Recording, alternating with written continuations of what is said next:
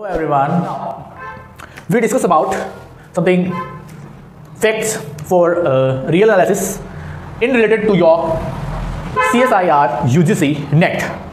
CSIR UGC NET में जो आपका वेटेज होता है रियल एनालिसिस का, आपको पता होगा सबसे ज़्यादा होता है, राइट। और यही कारण है कि आपकी रियल एनालिसिस जो है वो काफ़ी ज़्यादा स्कोरिंग होती है। वैसे डिफ़िकल्टी लेवल इसका किसी भी लेवल तक बढ़ाया जा सकता है, लेकिन जो UGC नेट का अपना जो CSIR है उसका जो लेवल है रियल का बहुत अच्छा लेवल होता है, ठीक है। ऑब्वियसली आप नेट का एग्जाम देने जा रहे हैं तो ऐसा थोड़ी होगा कि नॉर्मल लेवल मिले आपको वहाँ पे। तो रियल एनालिसिस हम डिस्कस करेंगे और उसके बारे में जानेंगे कि किस तरह से उसके क्वेश्चंस को अप्रोच किया जाता है, किस तरह से मैथमेटिक्स के अंदर रियल एनालिसिस में क्वेश्चंस सॉल्व किए जाते हैं by general method and by short methods. क्योंकि देखिए शॉर्ट मेथड आपको आना बहुत ज़्यादा जरूरी होता है। क्यों जरूरी होता है सर, उसका रीज़न सुन लीजिए। क्योंकि लॉन्ग मेथड से अगर आप वहाँ पे करने जाएंगे आपको मिलते हैं 3 घंटे, और 3 घंटे क्वेश्चन आपको करने होते हैं बहुत सारे, राइट। और इसके अलावा भी बहुत सारी चीज़ें वहाँ पे मायने रखती है, क्योंकि ये नॉर्मली ऐसे तो क्वेश्चन आते नहीं है कि रीड किया और आपने आंसर दे दिया, आपको पेन चलाने की ज़रूरत होती है। तो वही आपको पेन चलाने की ज़रूरत ना पड़े रियल एनालिसिस में, उसके लिए हम कुछ ऐसे ट्रिक्स देखेंगे, कुछ टिप्स देखेंगे, उनसे आप बिना पेन उठाए भी किसी क्वेश्चन को आसानी से सॉल्व कर सकते हैं, राइट। तो दूसरा जो बात है अपनी उसको क्लियर कर लेते हैं एक बार कि रियल एनालिसिस जो है वो कितने मार्क्स का आता है अराउंड। देखिए मार्क्स का अगर डिवाइडेशन करें तो लगभग आपका रियल एनालिसिस, क्योंकि सारे क्वेश्चन करने नहीं होते हैं, राइट। मैथमेटिक्स के अंदर आपको अगर आप CSIR नेट की प्रिपरेशन कर रहे हैं तो पैटर्न तो पता होगा, क्वेश्चंस वहां पर करने से ज़्यादा हमें छोड़ने होते हैं, राइट। तो वही उसी बात कर रहा हूं मैं। अगर हम टोटल नंबर्स की बात करें तो अकेला 50 मार्क्स 200 नंबर का आपका टोटल पेपर होता है। लेकिन 200 नंबर में ऐसा नहीं है कि पूरा question 200 number question paper 200 number में डिवाइड होता है, नहीं है, ऐसा नहीं है। सो यूनिट वाइज डिवाइडेशन है। लेकिन रियल एनालिसिस की अगर बात करें तो सिर्फ उसके कितने क्वेश्चन आते हैं, 50 मार्क्स के क्वेश्चन आते हैं सर। और 50 मार्क्स बहुत होता है किसी एक टॉपिक से निकालना। 50 मार्क्स नहीं, आप 30 निकाल लीजिए। एक टॉपिक से 30 निकाल लेंगे, बाकी के टॉपिक भी तो हैं उनसे निकालेंगे। तो चलिए शुरू करते हैं, रियल एनालिसिस का थोड़ा बहुत दिखाते हैं आपको। ओके नाउ सबसे पहले रियल एनालिसिस में आते हैं अपने रियल नंबर सिस्टम। और जब रियल नंबर सिस्टम आता है तो क्या होता है, उसमें उसके सबसेट्स पढ़ने पड़ते हैं। Number system, right. Number system आपने बहुत ही अच्छी तरीके से पढ़ा होगा। और नंबर सिस्टम में सबसे पहला जो सेट आप जानते हैं वो होता है set of natural numbers, right. Set of natural numbers को कैपिटल N से डिनोट किया जाता है। जब आप BSc तक होते हैं नॉर्मल कैपिटल N होता है, लेकिन आप जैसे जैसे हायर मैथमेटिक्स में पढ़ते हैं उसे इस नोटेशन से डिनोट किया जाता है, ठीक है। उसके बाद whole numbers, something like that, right. उसके बाद रेशनल नंबर्स, राइट। उसके बाद इंटीजर्स, कैपिटल Z से डिनोट किया जाता है। उसके बाद आते हैं सर आपके सॉरी रेशनल से पहले, माय बैड, ओके। रेशनल से पहले आते हैं integers, okay, and then rationals, and then real numbers, and then complex numbers, right. You all are know about these numbers. लेकिन इनके बारे में आपको कुछ ऐसे फैक्ट्स नहीं पता होंगे जो आपको पता होने चाहिए, राइट। जैसे कि नेचुरल नंबर है, राइट। अब नेचुरल नंबर का सर जी कंसेप्ट ये है कि ये आए कहां से, ठीक है, आए कहां से। जैसे आप 1 लिखते हैं, 2 लिखते हैं, 3 लिखते हैं, 4 लिखते हैं, एंड सो ऑन। और ऐसा सेट, इसी को ही हम नेचुरल नंबर बोलते हैं, set of all natural number, right. Now अब देखिएगा ये जो सेट है 1 2 3 4 हम और हमारी पिछली पीढ़ियां और आगे आने वाली पीढ़ियां सब यूज करते आए हैं, राइट। और इतने अच्छे तरीके से इसे यूज करते आए हैं, लेकिन अभी तक हमें इसके बारे में ये नहीं पता कि नंबर आए कहां से। सर 1 को 1 क्यों बोला जाता है, बोलेंगे सर सिंबल है, तो फिर इसको 1 क्यों नहीं बोला जाता, राइट। हैशटैग है, ठीक है। ये 2 है, बोलेंगे सिंबल है सर, तो फिर इसको 2 क्यों नहीं बोला जाता। समझ रहे हैं, मेरी फीलिंग्स को समझने की कोशिश करिए आप। ये जो नंबर हैं हमें नहीं पता कि कहां से आए हैं, राइट। हम नहीं जानते इनके बारे में, बिल्कुल भी नहीं जानते कि ये नंबर आए कहां से। हम इन बारे में डिस्कस क्यों कर रहे हैं, क्योंकि बहुत छोटी छोटी चीजें हमें पकड़नी पड़ती है, तभी जाकर के हमसे बड़े बड़े क्वेश्चंस निकलते हैं। समझ रहे हैं, छोटी छोटी चीजें जब हम डिस्कस करेंगे और छोटी छोटी चीजों के बारे में जब हम जानेंगे तभी हम बड़े बड़े क्वेश्चंस को खत्म कर सकते हैं, राइट। तो अब देखिएगा आपका ये वाला जो सेट है इसके बारे में इस दुनिया में आपको कोई नहीं बता सकता कि ये कहां से है। जैसे कि आपने किसी चीज के बारे में पूछा होगा अपने मम्मी पापा से, परिवार में किसी भी बड़े बुजुर्ग से, दादाजी से, दादी जी से, और मान लीजिए उन्हें वो चीज पता नहीं है, तो वो एक बात बोलते थे हमेशा कि ये हमें भगवान ने दी है, राइट। या फिर यूं बोल देते थे कि ये एक परी आई थी वो हमें दी गई, राइट। तो इसे भी आप ऐसा ही समझिए कि एक परी आई थी और ये नंबर दी गई, राइट। मतलब ये नंबर हमें ऐसी परी ने दिए हैं जिसका नाम नेचर है, समझ रहे हैं? ऐसी परी ने हमें ये नंबर दिए हैं जिसका नाम नेचर है, मतलब इसीलिए इन्हें नेचुरल नंबर कहा जाता है सर। ये जो नंबर हैं हमें नेचर ने दिए हैं, प्रकृति ने दिए हैं, राइट? ओके, अब हम इसके बारे में इतनी डिटेल में डिस्कस क्यों कर रहे हैं? जरूरी है, आपको अगर रियल एनालिसिस पढ़ना है तो रियल से रिलेटेड सारे सेट्स आपको पढ़ने पड़ेंगे, इनकी बारीकियां देखनी पड़ेगी, तो वो आज आप देखेंगे, क्योंकि ये चीज जानना बहुत ज्यादा जरूरी है नेट में, क्योंकि नेट वाले वो चीज पकड़ते हैं जो आप छोड़ देते हैं। समझ रहे हैं? नेट वाले, इस बात को अंडरलाइन कर लीजिए मेरी को, नेट वाले उस चीज को पकड़ते हैं जो आप छोड़ देते हैं। अभी आपको पता लगेगा कि क्या क्या आपने छोड़ा है। आइए देखते हैं। नेचुरल नंबर्स के पास वो एक प्रॉपर्टी, सोचिएगा अपने दिमाग में, नेचुरल नंबर्स के पास वो एक प्रॉपर्टी जो किसी और सेट के पास नहीं है। क्या बोला मैंने? नेचुरल नंबर के पास वो एक प्रॉपर्टी जो किसी और सेट के पास नहीं है, राइट? वो कौन सी प्रॉपर्टी है? अगर ध्यान में आई तो आप खुद से बोल लीजिए या फिर कमेंट कर दीजिएगा। ओके, नाउ देखिए, नेचुरल नंबर के पास में वो प्रॉपर्टी है जो इस किसी भी अदर सेट के पास में नहीं है। वो एक ऐसी यूनिक प्रॉपर्टी है कि अगर a and b belongs to natural number, then a plus b जब हम करेंगे तो वो डेफिनेटली a से भी बड़ा आएगा, एंड a प्लस b जब हम करेंगे वो डेफिनेटली b से भी बड़ा आएगा। आएगा या नहीं आएगा? इसका मतलब ये है कि जब हम किसी दो नेचुरल नंबर्स को ऐड करते हैं तो रिजल्ट उन दोनों से डेफिनेटली बड़ा आता है। कितनी शानदार बात है। कोई से भी दो नेचुरल नंबर उठा लीजिए, आप उनको ऐड करिए, जो रिजल्टेंट आएगा, जो बन करके जो नंबर निकल के आएगा वो डेफिनेटली उन दोनों से बड़ा आएगा। गारंटी है नेचुरल नंबर सिस्टम में, राइट? होल नंबर्स अब यहां से इंसानों ने बनाना स्टार्ट कर दिया, ठीक है? ये नंबर जब परी आई थी हमें देके गई थी, और उस परी का नाम नेचर है, इस वजह से इनको नेचुरल नंबर बोला जाता है, ठीक है सर? नाउ कुछ इस तरह के नंबर्स हम देखते हैं, राइट? मतलब जीरो ऐड कर दिया आपने नेचुरल नंबर में, राइट? अब जैसे जैसे हम आगे बढ़ते जाएंगे हम इन नंबर्स की प्रॉपर्टीज खोते जाएंगे। देखिएगा, जैसे जैसे हम नए सेट बनाते जाएंगे वैसे वैसे हम एक एक प्रॉपर्टी खोते जाएंगे। हमने एक नया सेट बनाया जिसे हम होल नंबर कहते हैं, और इसके पास वो प्रॉपर्टी नहीं है, इसके पास वो प्रॉपर्टी नहीं है जो इसके पास है। और वो कौन सी है? सोचिएगा, पहले सुन लीजिए। वो है आपकी ये प्रॉपर्टी, इसके पास नहीं होती। आप यहां पर ये नहीं बोल सकते कि एनी टू, दो आप कोई से भी होल नंबर्स लीजिए, उनका एडिशन कीजिए और उनका सम डेफिनेटली उन दोनों होल नंबर से बड़ा आएगा। क्या यहां पे ये बोला जा सकता है? नहीं बोला जा सकता। देखिए, 0 1 को ले लीजिए, 0 और 1 को ऐड करेंगे 1 आएगा।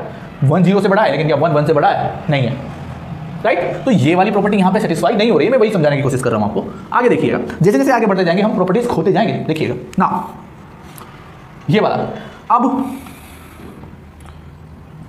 3 -2 -1 0 1 2 3 समथिंग लाइक दैट। ऐसा ही आपका इंटीजर होता है। और ये जो इंटीजर होता है इसने एक और प्रॉपर्टी खो दी है।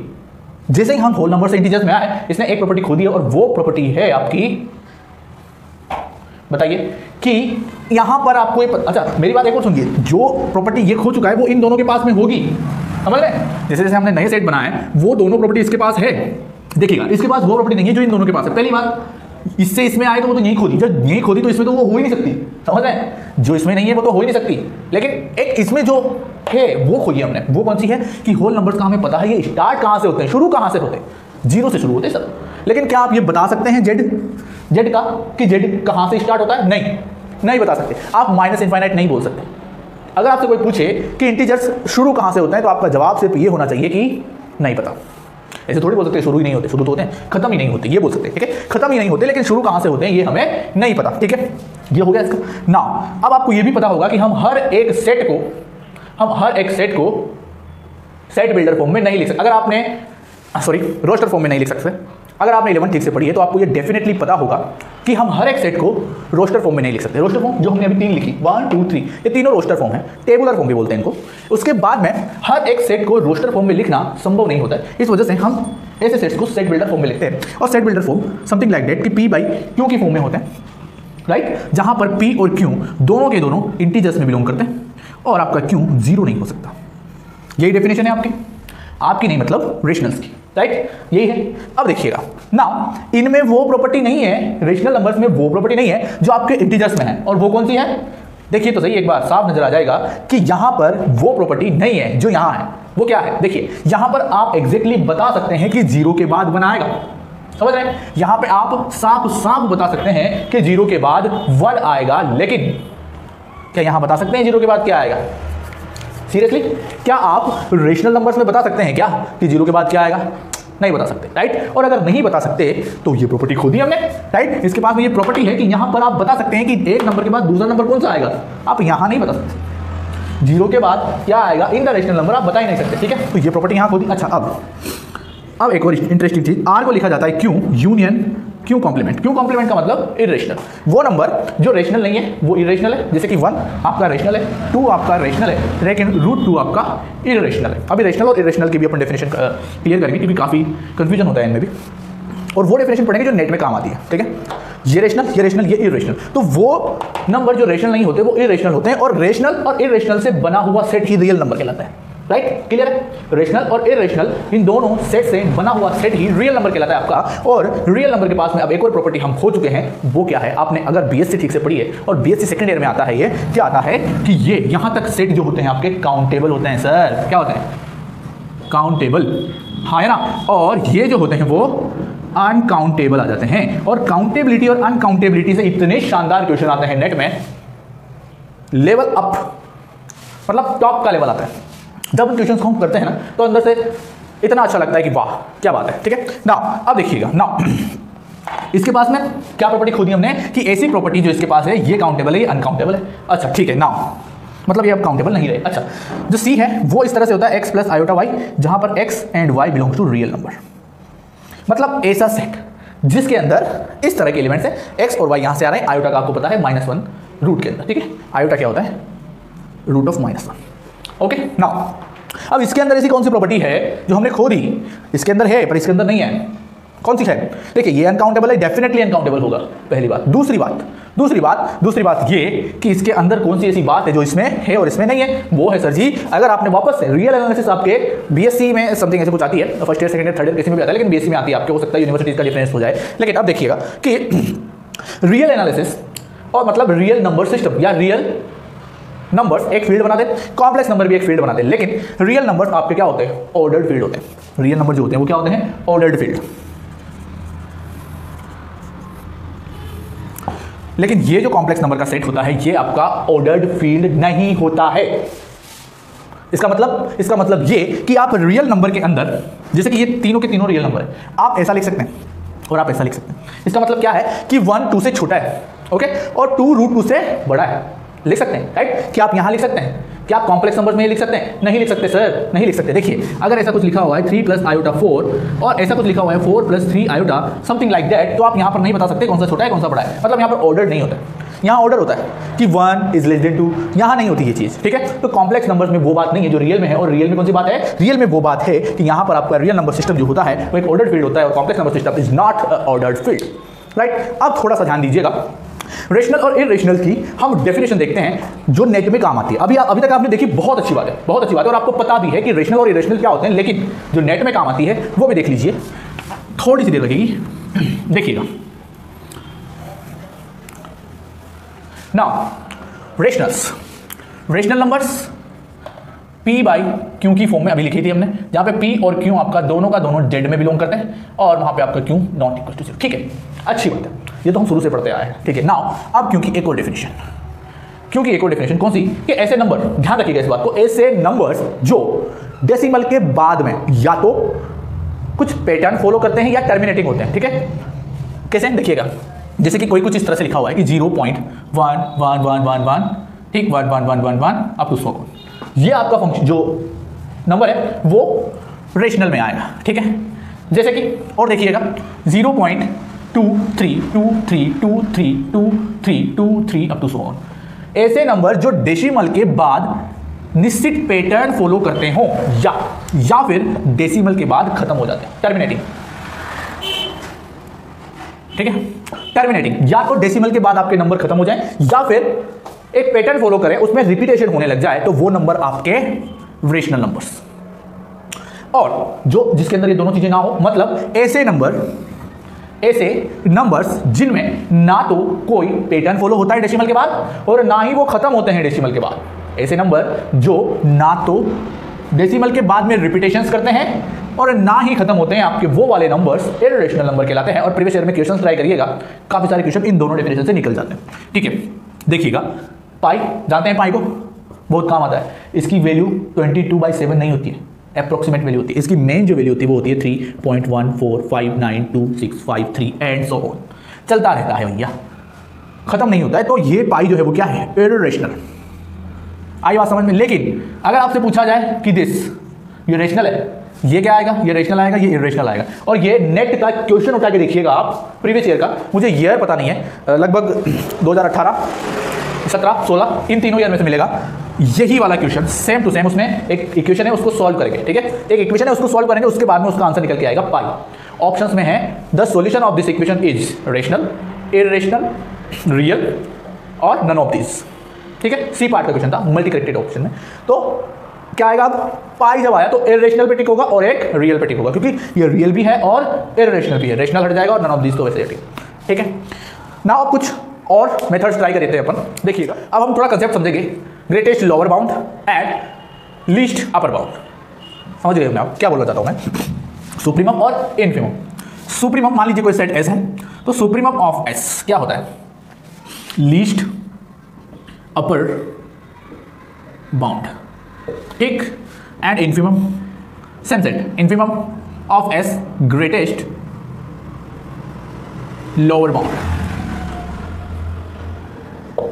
ठीक है। अब देखिएगा लीस्ट अपर बाउंड और ग्रेटेस्ट लोअर बाउंड। जैसे कि मान लीजिए कोई सेट है आपका एस, एस कुछ इस तरह का सेट है, क्लोज इंटरवल -1 to 5। पीछे से पढ़ना स्टार्ट करिए, कंसेप्ट देखिएगा। जब हमें कोई चीज़ आती नहीं है, ठीक है, जैसे मान लीजिए किसी ने आपसे से बोला कि ये मार्कर है, इस मार्कर का ये कैप जो है ये ओपन कर रही है, कोशिश कर रहे हैं आप, ये ओपन नहीं हो रही, तो हम क्या करते हैं इंडियंस, हम उल्टा करते हैं और राइट इसी तरह से। तो उल्टे जो सीधा समझ में नहीं आता उसको उल्टा पढ़िए, ठीक है। लीस्ट अपर बाउंड है क्या ये यार, राइट, ऐसा लगता है क्या है ये, राइट, इधर से पढ़िए, अभी सारा को समझ में आ जाएगा। बाउंड अपर लीस्ट, ठीक, ये पूरा एक वर्ड है। अब इसको एक साथ पढ़िए और इसको अलग से पढ़िए, ठीक है, इसको एक साथ पढ़िए, इसको अलग से पढ़िए। अब आएगा समझ, देखिएगा। अपर बाउंड, सबसे पहली बात अपर बाउंड, अपर बाउंड इस सेट के अपर बाउंड, क्या इस सेट के अपर बाउंड निकाल रहा हूं मैं, अपर बाउंड यूबी, ठीक है। अपर बाउंड क्या आएंगे, क्लोज 5 to इनफाइनाइट। ये जितने भी नंबर्स हैं इस सेट के अपर बाउंड है, clear. Lower bound, lower bound -infinite to 1 तक, जो भी है ये सारे के सारे इस सेट के लोअर बाउंड है, -1, ठीक।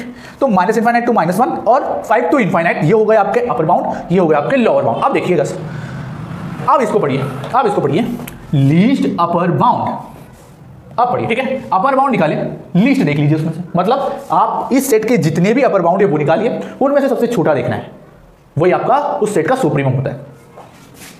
लीस्ट अपर बाउंड LUB क्या आएगा, 5 आएगा, आएगा कि नहीं आएगा, इस सेट में सबसे छोटा नंबर 5 है, इस वजह से 5 आएगा। ऐसा यहाँ पे लोअर बाउंड दिखा हमने, लोअर बाउंड निकाल लिया सर हमने सर। अब उनमें से ग्रेटेस्ट देखना है, सबसे बड़ा देखना है, ठीक है, ग्रेटेस्ट लोअर बाउंड GLB, ठीक, क्या आएगा, साफ नजर आ रहा है, सबसे बड़ा नंबर इस सेट का सबसे बड़ा नंबर -1 है सर। तो least upper bound 5, greatest lower bound -1, मतलब supremum 5, infimum -1। Supremum of S is 5 and infimum of S is -1। ये बात क्लियर, सुप्रीमम और इन्फीमम ऐसे निकाला जाता है, ठीक है ना। अब कुछ सेट्स की बात करते हैं अपन यहाँ पे, देखिए ये सेट नजर आ रहा है S1, मैंने कुछ सेट लिखे हैं आपके लिए, सेट नजर आ रहा है आपको, क्या है, हमें सबसे पहले तो सेट को पढ़ना आना चाहिए, ये मैथमेटिकल लैंग्वेज है, ओके। और हम जब सेट्स को देखते हैं हम उनसे रिलेट नहीं कर पाते कि लिखा क्या है। हो सकता है आपको ये दोनों में तो कोई अंतर ही नजर नहीं आ रहा हो, लेकिन इन दोनों में बहुत अंतर है।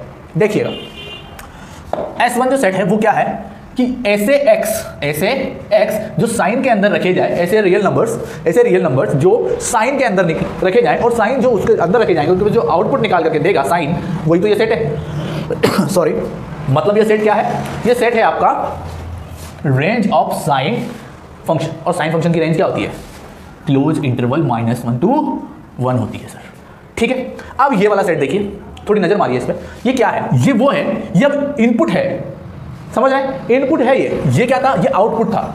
अब ये क्या बोल रहा है यहाँ पर कि S2 के अंदर वो एलिमेंट हैं जो रियल है, सबसे पहली बात तो रियल है, दूसरी बात साइन के अंदर अगर उनको डालते हैं तो साइन भी रियल आता है। सर साइन तो हमेशा -1 से 1 के बीच में ही वैल्यू देता है, साइन x तो हमेशा ही रियल आता है, आप x कुछ भी लीजिए, डजंट मैटर, ठीक है, आप x कुछ भी लीजिए, साइन हमेशा रियल आएगा। इसका मतलब आप इसके अंदर सारे के सारे रियल नंबर्स डाल सकते हैं। इसका मतलब ये सेट जो है पूरा का पूरा रियल नंबर है सर। क्लियर ना? ये देखिएगा, और ये जो यहाँ पे लिखा हुआ है PYP मतलब प्रीवियस ईयर पेपर, ये आपका क्वेश्चन प्रीवियस ईयर पेपर में आया हुआ है। ऑप्शंस थे वहां पे और बताया था कि ये क्या है, ये सेट क्या है। तो पहले इसको देखते हैं, इसकी जगह पे इसको देखते हैं। साइन के अंदर इनपुट हम हमेशा पाई में वगैरह में डालते हैं, राइट? पाई में डाला जाता है, रेडियन में, इस तरह से। तो ये क्या लिखा है? ये लिखा है आपका कि साइन के अंदर वो इनपुट इस इंटरवल में से डालना है। साइन के अंदर इनपुट हमें इस इंटरवल में से ही डालना है, इससे बाहर नहीं डालना है, जैसे कि यहाँ पे बोला गया था। ठीक है, अब साइन के अंदर हमें इनपुट डालना है इस इंटरवल में से। समझ रहे हैं बात को? इस इंटरवल में से ऐसे इनपुट डालना है जो 0 से बढ़ा दे साइन की वैल्यू। अब साइन 0 से बड़ा कहां पे देता है? 0 और उसके बाद में। ठीक है, इधर भी देता है, लेकिन इंटरवल देखिए, नेगेटिव में तो डेफिनेटली नहीं देगा। मतलब ये जो सेट है आपका, ये क्या आएगा कि 0 पे तो 0 देता है एग्जैक्टली, हमें 0 से बड़ा चाहिए। समझ रहे हैं? 0 से बड़ा मतलब ओपन 0 हो जाएगा, राइट? ओपन 0 टू पाई, क्योंकि पाई पे वापस साइन 0 हो जाता है, तो ये सेट क्या है? ओपन 0 टू पाई है। हाँ या ना? क्लियर है ये बात? अब आगे देखिएगा थोड़ा सा यहां पे। ओके, ये क्या लिखा हुआ है? x belongs to -1 to 4, right? Pi by 2, pi क्या होता है? 3.14 समथिंग।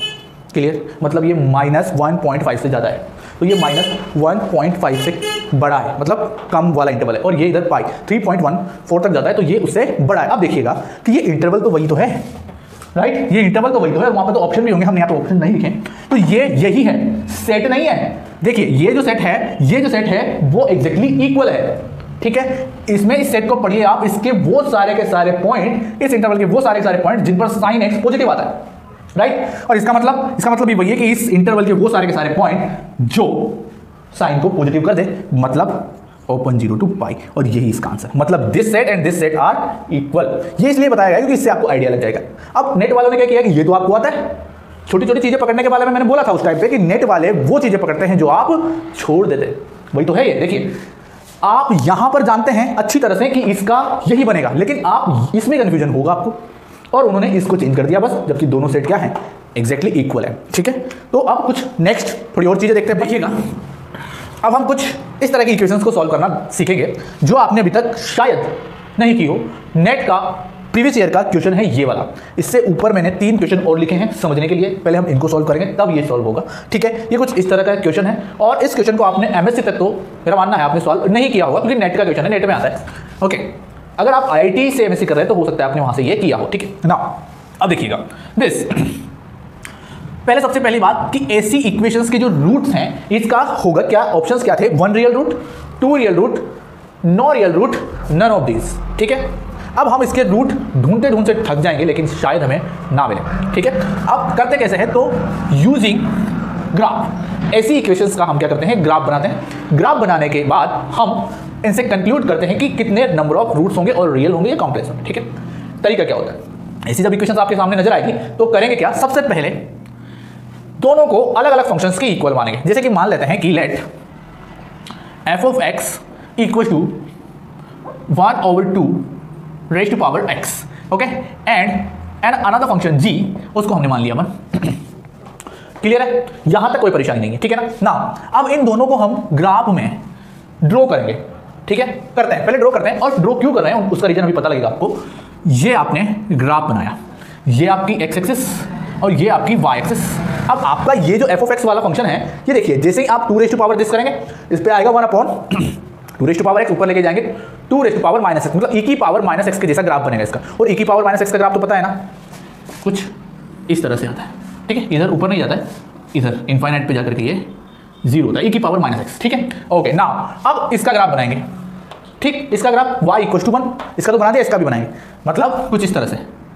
y = 1 यहाँ क्यों आएगा, अभी देखते हैं। x = यहाँ पे क्या होगा? 0। x = 0 पर आपका ये क्या है? 1 है। देखिए किसी की भी पावर मतलब किसी नंबर की पावर, 0 की नहीं, ठीक है, नॉन जीरो नंबर की पावर 0 1 होता है। तो ये क्या है?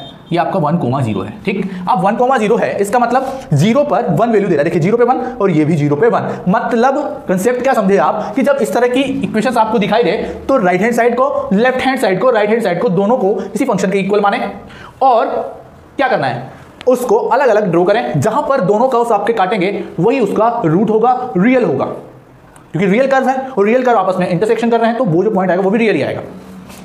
फॉर दिस एग्जांपल अब देखिएगा, ये और ये, इसको एक पूरा फंक्शन मानेंगे। ठीक, और इसका ग्राफ ड्रॉ करेंगे। क्या बनेगा,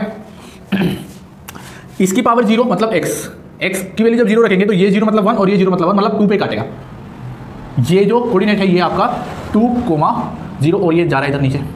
ठीक, और आपने ड्रॉ कर दिया y = 1 वाली लाइन, ये सेकंड कहीं आप, तो ये जो पॉइंट आएगा आपको नहीं पता क्या आएगा, अल्फा कोमा 1 आएगा। ये तो कंफर्म है ना, क्योंकि y कोऑर्डिनेट इसका 1 है, अल्फा है। अब ये जो है अल्फा ही तो इसका रूट है, मतलब रियल है, क्योंकि ये रियल नंबर लाइन है।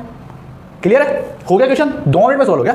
सेम, अब इसको कैसे करें सर, इसको अगर हम करने जाएंगे तो देखिए दिस 2 पावर 0, अच्छा इसका बना के देखते हैं कि अलग अलग है सर। मैंने कहा ठीक है क्या दिक्कत है, अलग अलग है तो बना के तो देखिए एक बार। देखिए x पर इसकी पावर 0 क्या बनेगी, इसकी पावर 0 0 तो 1, इसकी पावर 0 1 मतलब 2 है ना, इधर कहीं पे जाएगा, पता नहीं है कैसे बनेगा क्योंकि ये की पावर x नहीं है। ठीक है, ओके, लेकिन 0 पे 1 देगा, ये सॉरी 2 देगा, और ये 0 पे 1 देगा। अब हमें कोई आइडिया नहीं है कि इधर जा रहा है कैसे, ये की पावर 5x तो ऐसे जाएगा, लेकिन ये हो सकता है इधर से निकल जाए, तब क्या करेंगे, हो सकता है ये वाला जो है वो इस तरह से निकल जाए और ये ऐसे, ये इधर जाए और ये इधर चला जाए, तो ये तो कभी कट नहीं कर रहे ना सर, फिर कैसे होगा, यहाँ पे कंफ्यूजन क्रिएट, और यही चीज़ आपके नेट वालों ने पकड़ ली। करना कैसे है, देखिए इसको आप ऊपर वाले जो हैं उनके पैटर्न में लिखिए, इस पैटर्न में लिखिए, डिवाइड कर दीजिए इसको, ऐसे लिख सकते हैं इसको 5 टू द पावर x से दोनों तरफ डिवाइड करने पर क्या बनेगा, 2/5 whole power x plus 3/5 whole power x equal to, खत्म, क्वेश्चन खत्म आपका। देखिए दिस यही पैटर्न है, x जब 0 होगा तो ये आपका 2 देगा, वापस से ग्राफ, जब x 0 जब ये 2, क्योंकि ये 1 से छोटा है तो ग्राफ ऐसे ही बनेगा। यहाँ पर अंदर वाली क्वांटिटी अगर 1 से बड़ी होगी तो यूं बनेगा। ठीक है, ये कैसे बनेगा, ये यूं ही बनेगा। ओके, मैंने कहा ठीक है सर, आगे बताइए कि आगे कुछ नहीं, बस इसका भी बना दीजिए। मैंने कहा ठीक है बना देते हैं, कोई बड़ी बात थोड़ी है। देखिए ये बना दिया, ये जो मिलेगा ये मिलेगा अल्फा कोमा 1 और ये आपका 1 रियल रूट, और ये आ जाएगी आपके प्रीवियस ईयर क्वेश्चन पेपर पर। ये क्वेश्चन पेपर आपके शायद 2014 में आया था या 15 में कैसे कुछ है, ऑप्शंस ऐसे ही थे, 1 real root, 2 real root, 9 real root, none of this. ठीक, इसमें एक और स्टेप बढ़ा करके दे दिया इन्होंने, जैसे हम इसको कर नहीं सकेंगे, जैसे राइट इस 19 को ले जाइए उधर, क्या बनेगा 19 पावर x, अब 19 से डिवाइड कर दीजिए, 11/19 प्लस 13/19 प्लस 17/19, सारे 1 से कम है देख लीजिए, और इधर 1। अब x की पावर 0 1 बनेगा, x की पावर 0 1 बनेगा, x की पावर 0 1 बनेगा, 1 1 1 3 पे काटेगा। ठीक है, y एक्सिस को ये कर 3 पे काटेगा, मतलब कुछ इस तरह से। ठीक, ये जो होगा ये क्या होगा 0,3।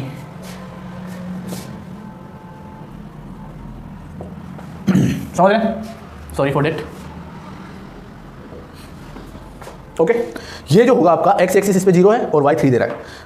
अब इधर का ग्राफ तो आपने ड्रॉ कर लिया LHS का, तो RHS का भी तो करना है, RHS का y = 1 काटेगा तो सही, कहीं भी काटेगा लेकिन काटेगा, और ये जहां पे काटेगा वहीं आपको रियल रूट मिल जाएगा अल्फा, और ये कोऑर्डिनेट मिलेगा अल्फा कोमा 1। मतलब आपका क्वेश्चन हो चुका है और क्वेश्चन सही भी हो चुका है, और क्वेश्चन क्या है, इसका आंसर क्या है, exactly 1 real root, not 2 real root और नो रूट, और नन ऑफ दिस तो वैसे कट गया।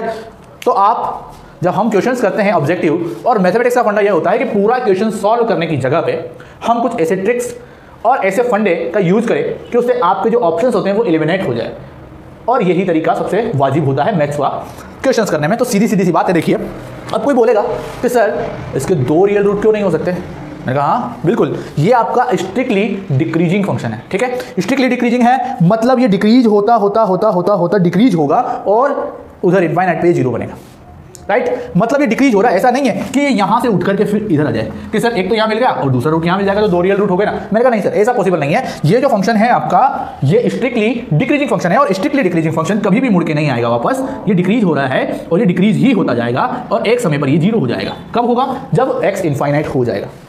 ठीक है, as x tends to infinite this limit will be 0। और ये तो आपका कांस्टेंट फंक्शन है 1, हर पॉइंट पे 1 है, x जब इनफाइनाइट हो जाएगा तब भी 1 रहेगा, ऐसा नहीं है कि ये घूम करके इधर आ जाएगा, वहां डबल रूट मिलेगा, सिंगल रूट मिलेगा, ठीक है। इस वजह से इसका एक ही रियल रूट मिलेगा। तो इनका कंसेप्ट ये है। तो यहाँ तक बने रहने के लिए बहुत बहुत शुक्रिया आपका, धन्यवाद। बाकी जो नेक्स्ट है वो अपन बाद में डिस्कस करेंगे। Thank you very much.